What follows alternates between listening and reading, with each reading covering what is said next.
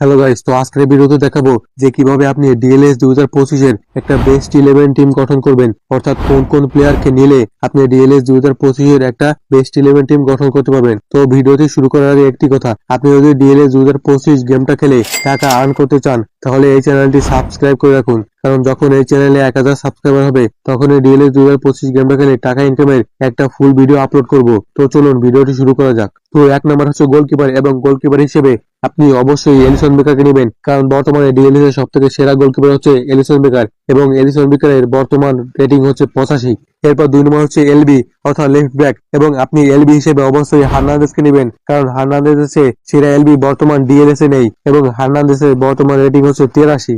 এরপর 3 নম্বর হচ্ছে right back, এবং রাইট ব্যাক হিসেবে আপনি অবশ্যই হাকিমিকে নেবেন, কারণ বর্তমানে হাকিমি থেকে সেরা রাইট ব্যাক আমি ডিএলএস একটাও দেখি না, এবং হাকিমির বর্তমান রেটিং হচ্ছে 83।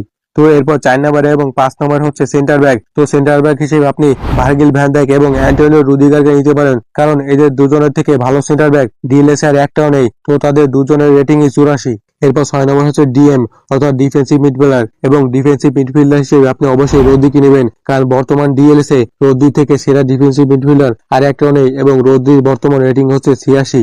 এরপর 7 নম্বর এবং 8 নম্বর হচ্ছে অ্যাটাকিং মিডফিল্ডার, এবং অ্যাটাকিং মিডফিল্ডার হিসেবে আপনি অবশ্যই কেভিন ডে ব্রুইনা এবং জুড বেলিংহামকে নেবেন, কারণ তাদের দুজনের থেকে সেরা অ্যাটাকিং মিডফিল্ডার ডিএলএস আর একটাও নেই।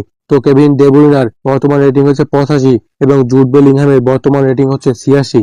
এরপর 9 নম্বর হচ্ছে লেফট উইঙ্গার, এবং লেফট উইঙ্গার হিসেবে আপনি অবশ্যই ভিনিসিয়াস জুনিয়রকে নেবেন, কারণ ভিনিসিয়াস জুনিয়র থেকে সেরা লেফট উইঙ্গার ডিএলএস আর একটাও নেই, এবং ভিনিসিয়াস জুনিয়রের বর্তমান রেটিং হচ্ছে 86। তো এরপর হচ্ছে আরডব্লিউ অর্থাৎ রাইট উইঙ্গার, এবং রাইট উইঙ্গার হিসেবে আপনি অবশ্যই মোহাম্মদ সালাহকে নেবেন, কারণ মোহাম্মদ সালাহ থেকে সেরা রাইট উইঙ্গার ডিএলএস এ বর্তমানে একটাও নেই। তো মোহাম্মদ সালাহর বর্তমান রেটিং হচ্ছে 86। এরপর 11 নম্বর হচ্ছে সিএফ, এবং সিএফ হিসেবে আপনি অবশ্যই কিলিয়ান এমবাপ্পেকে নেবেন। তো কিলিয়ান এমবাপ্পের বর্তমান রেটিং হচ্ছে 86। তো গাইস, আজকের ভিডিওতে দেখলাম কিভাবে একটা বেস্ট 11 গঠন করবেন। তো সামনে একটা ভিডিও নিয়ে আসবো, সেখানে দেখাবো এই 11টা প্লেয়ারের বাইরে আপনি আরো 20-25টা প্লেয়ার কাদের কিনবেন সেটাই দেখাবো।